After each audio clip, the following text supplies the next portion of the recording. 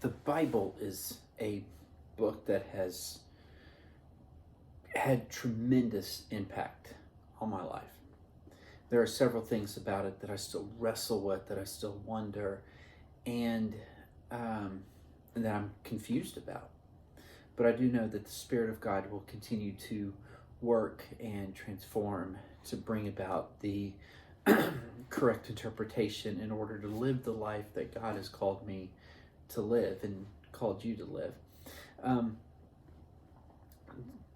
Today I want to begin a 3 to 4 part discussion on an aspect that kind of came to me a few weeks ago, and it's called What's Missing.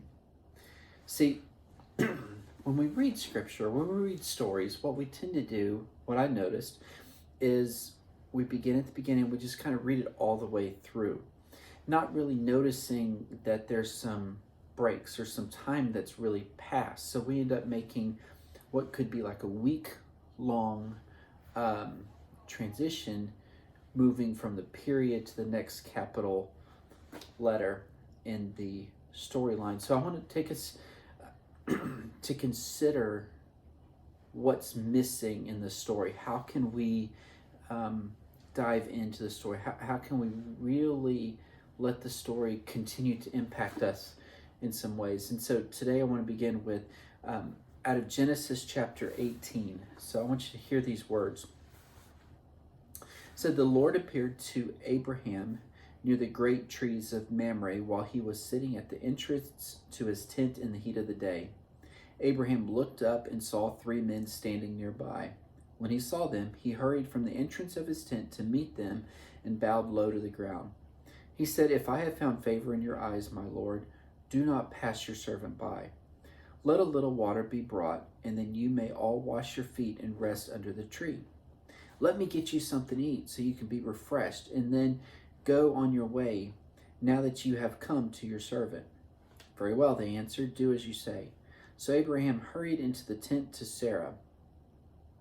'Quick,' he said, 'get 3 seahs of the finest flour and knead it and bake some bread.' Then he ran to the herd and selected a choice tender calf and gave it to a servant who hurried to prepare it. He then brought some curds and milk and the calf that had been prepared and set these before them. And while they ate, he stood near them under a tree." Now, if you know the story, you know that what's happening next is Abraham is going to plead for Sodom, the city of Sodom, and then Sodom and Gomorrah actually get destroyed. But something I want us to notice in here, what's missing in this text? You notice that Abraham hurried to get the calf, and then he told people to make the stuff, and then he gets some more stuff, and they're fixing it, and then they're eating. So what's missing is the time of preparation as we read the story. And it kind of dawned on me that we easily want to go from point A to point B without really getting prepared. Think about how long it would take to go select the calf, select the best calf, and then take time to get it processed to be able to eat and discard the stuff that you're not going to eat, and then take time to milk the animals or whatever it might be. Think about the preparation time. Think about the planning that needs to take place. So what we see is that Abraham is a very hospitable man because he is willing to do what it takes to make his guests feel prepared. Not only that, he is prepared in the sense that his people, his family, his servants are already on top of it, meaning that he has built into his family system a sense of being prepared to be hospitable in those situations.